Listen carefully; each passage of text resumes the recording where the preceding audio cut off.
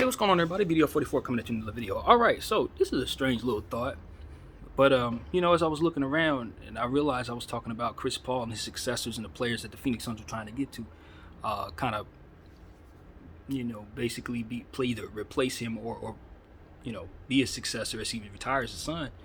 I realized that the one name that I did not mention was Terry Rozier, and it took me down a rabbit hole just now. I'm like, yo, this is a situation where you can probably see the fruit in trading them for one another. Terry Rozier's contract and Chris Paul's contract, you can definitely trade them for one another. You would send Chris Paul back to his hometown, and he's from New York. He's from I don't know if he's from Charlotte, but I know he's from North Carolina. So that would be sending him back to his home state, rather. And then you'd be putting him in a position to kind of help LaMelo Ball. It would be a brilliant backcourt if they play together. I don't think it would be any difficulty whatsoever having LaMelo Ball play the two. Or whatever, Chris Paul, maybe they want to interchange him or what have you. But I think it would be an excellent addition, and they would tear the East up if they can get Chris Paul on the floor to play well enough, more so than the Phoenix Suns have. And in their case, if he's not on the floor, it's not like you need him to be on the floor necessarily. And what you would be giving up is Terry Rozier's contract. So what do you care? I mean, is that really that much of a thing for you if you're Charlotte? And you bring back Chris Paul, yeah, if he's quote-unquote washed, then, it's nothing. But if he's not washed, you know who you're bringing to you, right, Mike? I mean, that's serious right there. I don't know if you even get that type of talent no other way. And I'm not certain if Chris Paul doesn't get in better shape. Bringing him home could probably bring him into a different mind space, too. I think that might be very interesting. If I'm Mitch Kupchak, I'm considering that.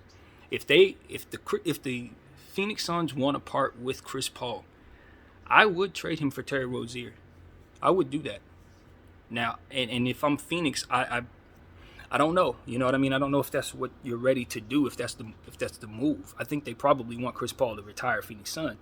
But I don't know. I mean, I'm sure the fans wouldn't hate giving up Chris Paul because he's never on the floor for them right now, and that contract's not going to look good going forward. At least with Terry Rozier, you're bringing in a killer on both sides of the floor that can, do a lot for you shooting the ball. And Terry Rozier, a very clutch basketball player that I think looks really interesting next to Devin Booker. Looks very interesting to me. And the timeline fits a little better than Chris Paul does too. So that doesn't look bad. That doesn't look really bad at all. And I never really thought about it. And I'm not sure if that's even what they're considering. But that is not all that bad. Now, if you're the Charlotte Hornets, you're probably like, why am I bringing myself a point guard? But the answer is you're not necessarily just bringing yourself a point guard. You bring yourself Chris Paul. You bring Chris Paul home to retire in his home state. And that's interesting to me because if he's playing next to LaMelo Ball, depending on what else you can bring to yourself, if those other players are sin, you got to re-sign some of them. Some of the ones that you're thinking about letting go of, I don't know how you would re-sign them if you're bringing such a contract to you, Chris Paul. But that's a situation that I would try to kick the can on, see if it makes sense before pulling the trigger. Because obviously I'm doing the thinking right now, but I mean, if you're Phoenix, you probably think you can get more for Chris Paul in theory, but the way things are going, that contract, to be honest with you, I don't think so. I really don't think so, man. I don't think so. Nobody's going to want that. Not necessarily. Not if he's not going to be able to be on the floor. We know he's not a defensive player, and that's another thing Mike would have to consider. And LaMelo and he are not defensive players, so I don't know. But when you consider Mark Williams and how he's starting to really pop off early in the future, what he could be like, I would try to re-sign P.J. Washington if possible. And I think he's going to probably want a bigger bag. And again, Chris Paul's contract would get in the way of a lot of that. That Gordon Hayward contract is another thing as well. So it's like, these are things that make you say, okay, you might be taking on an old man timeline if you bring Chris Paul to that situation. LaMelo's for sure not going to want to play in that situation. Plus, he is a point guard who enjoys having the ball in his hands. And I think Chris Paul might consider, you would think he would probably take the ball out of his hands in certain situations, but I just look at LaMelo and Chris Paul as so incredibly cerebral that would not be an issue. What I see is them picking teams apart and winning basketball games. That's what I see.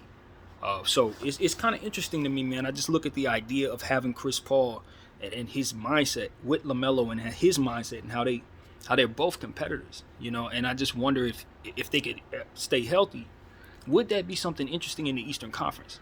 Would it be? If they can keep enough big bodies to guard the players that obviously they need to keep. But that backcourt would be deadly. I know that.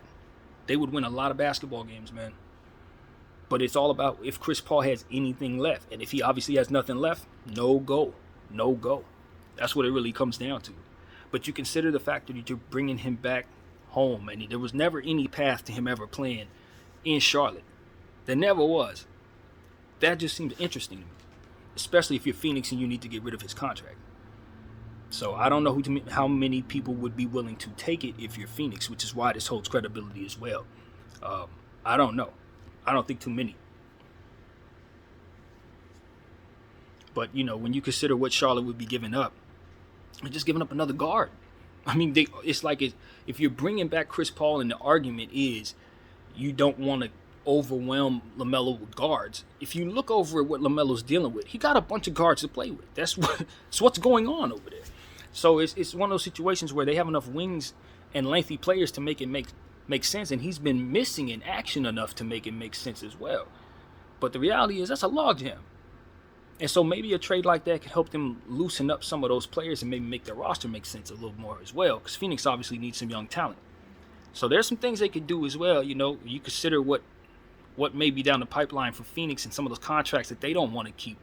You may be able to make a really good trade with the Charlotte Hornets and the Phoenix Suns, including some of those expiring contracts that the Charlotte Hornets may not be able to re-sign.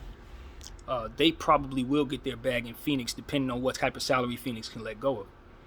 And expiring contracts, I don't know what would be added to it. I'd imagine it wouldn't be just Chris Paul and Terry Rozier straight up, not when you consider the needs of both of those franchises. And there would be third teams added as well, I'm sure.